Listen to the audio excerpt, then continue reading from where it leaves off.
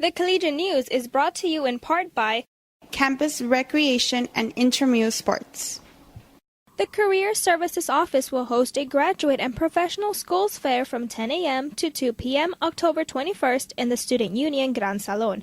Graduate and professional schools from all over Texas and several national organizations will provide information to potential candidates, including admission requirements, graduate degree programs, internships, research opportunities, housing, and cost of living. For more information, call Career Services at 956-882-5627. Student Health Services, providing free, anonymous, and confidential HIV testing every Friday, starting September 2nd. Make your appointment today. The Dean of Students Office, in observance of Hispanic Heritage Month and National Coming Out Day, presents La Misión, a movie starring Benjamin Bratt at 7 p.m. Tuesday, October 11th in the Set B Lecture Hall.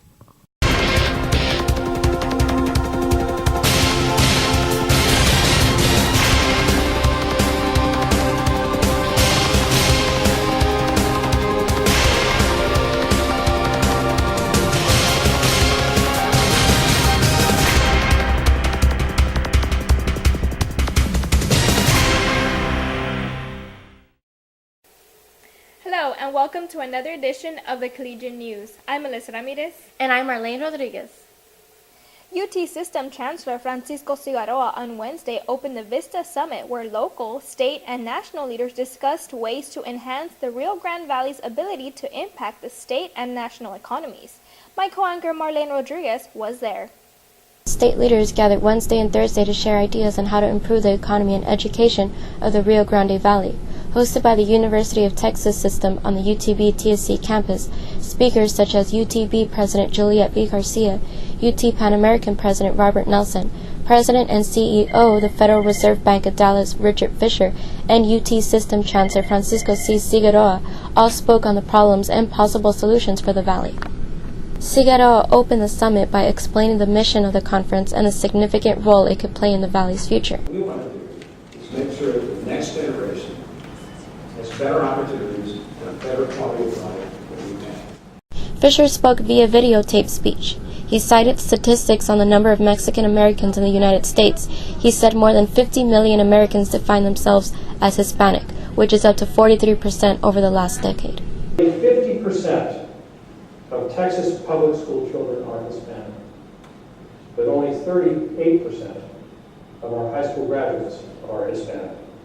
Some 54% of non-Hispanic whites and 48% of non-Hispanic blacks aged 18 to 24 and with a high school degree were in college in 2008. And here's the punchline. The percentage of Hispanics that were in college was only 43%. Garcia's speech focused on the valley's hardships and achievements such as poverty and the success of the chess teams. Can we forge a common agenda, share metrics for success, and compete with the world, not each other?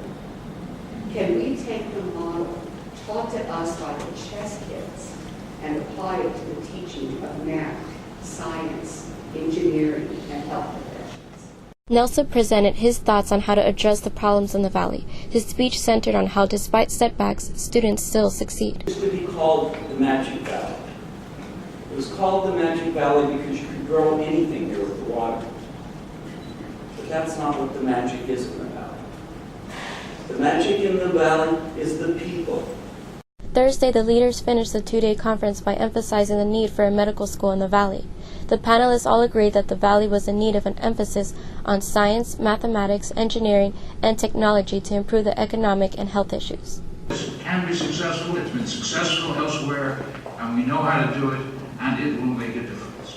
For the Collegian News, I'm Marlene Rodriguez. After a heated debate, the SGA has approved buying 2 graduation rings for outstanding graduating students. Stephanie Mendez has the details. The SGA has voted to spend no more than $1,200 on 2 Scorpion Leadership rings. Senator Pro Tem Marisol Cervantes proposed Resolution 7, which calls for the SGA to buy 2 additional rings for fall and spring commencements. Senator at Large Alfonso Almeida disagreed with the purchase of the rings. We don't have much money, I guess, in the budget, and we want to spend the money, yes. Cervantes defended the resolution. It's been a tradition, so I would hate to break the tradition right now. And I know how you have said about the budget. We have over 10,000 in our budget, so our budget's fine as it is. Last semester at this point, we had spent way more than we spend right now. Right now, we have exceeded maybe 1,000, I believe. And by this time last semester, we had spent way more, and we had money left over at the end. We do find a cheaper option, then we could, use a remainder or give back the remainder to the account. But Vice President of Historical Archives, Carla Lozoya, said, Can't go like, okay, I'm only going to use $800 and let's hope to find it, Senator Jessica Ruiz suggested amending the resolution to indicate that no more than $1,200 will be spent on the rings. I'm sorry, but it seems outrageous to me. Like, we're on a rotation, and it's too much money for one ring, $600.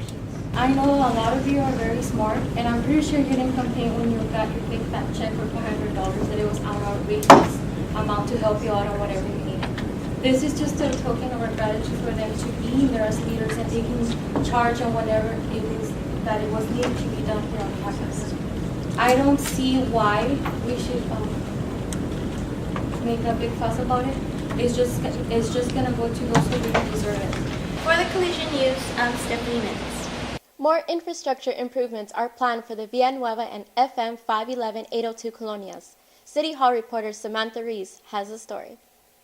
The City of Brownsville is seeking state funding to provide sewer services to the Villanueva and FM 511-802 colonias.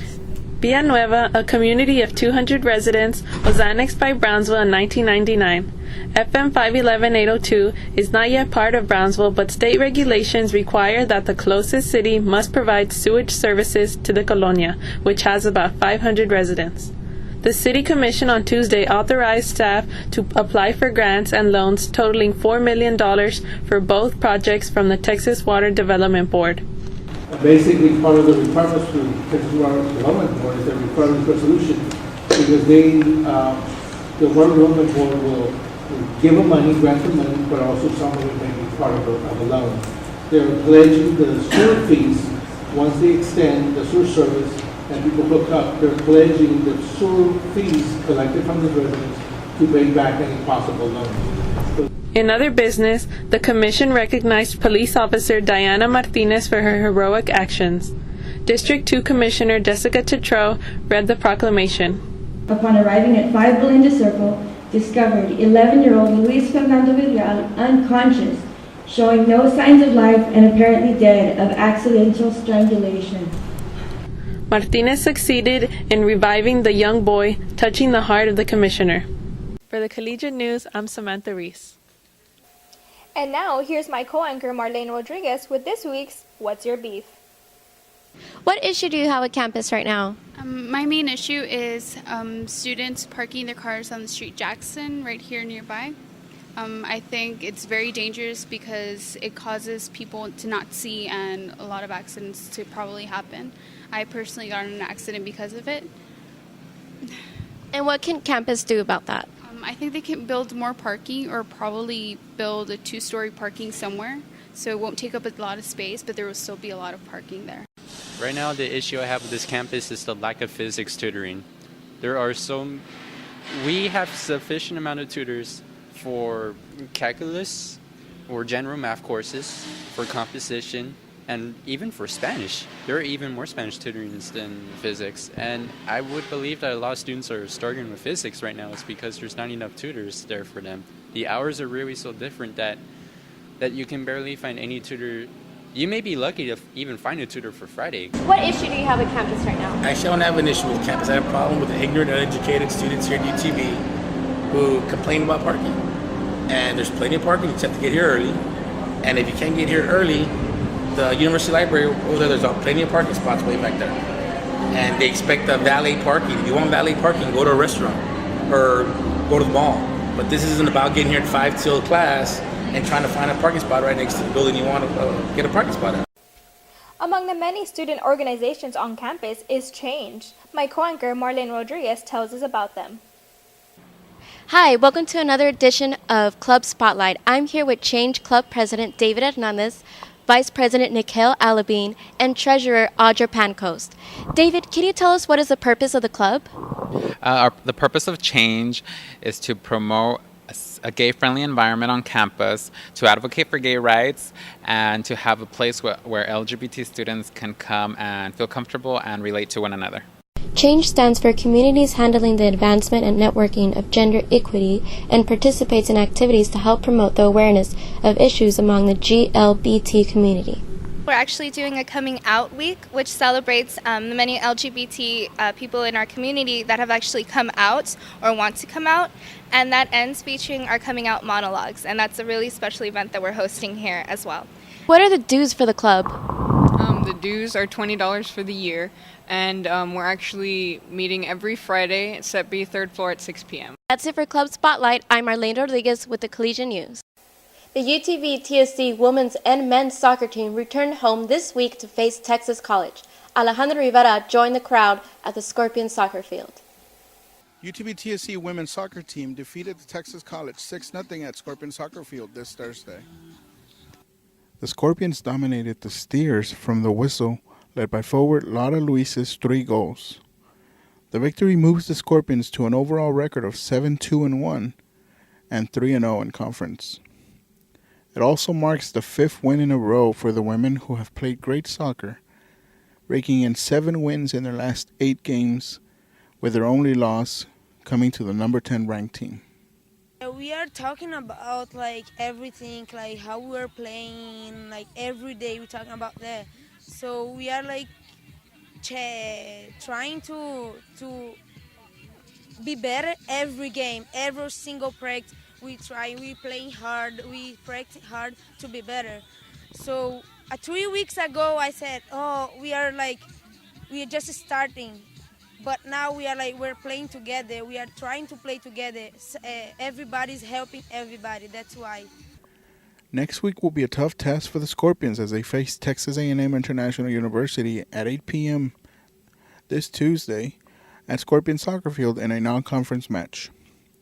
The team will then travel to Austin to face Huston-Tillotson on Thursday, followed by a trip to Waxahachie, Texas, to meet Southwestern Assemblies of God University on Saturday.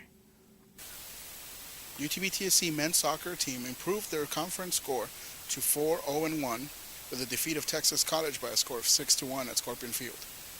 The UTB-TSC men's soccer team showed they have what it takes to get the job done last Thursday as they capitalized on the Texas College Steers' lack of depth to take the victory. The Steers goalkeeper was ejected on a red card, leaving them exposed. Having no backup goalkeep forced Texas College to play a defenseman as a keeper. The Scorpions regained the lead on a Steve Howard penalty kick and never looked back. We're starting to gel now. At the start, there was a lot of new faces and a lot of people coming in, a lot of freshmen. But now we're starting to get to know each other, which we play better and stuff. So it's coming together, which is the right time of the season as well. So it's looking good. We're getting more confident, more used to one another. So I think that just comes with time. The Scorpions look to continue playing well heading into Austin to face Huston-Tillotson on Thursday, followed by a trip to Waxahachie, Texas, to meet Southwestern Assemblies of God University on Saturday. For the Collegian News, I'm Alejandro Rivera. Tune in next time, and thank you for joining us. I'm Marlene Rodriguez. And I'm Melissa Ramirez. Have a great day.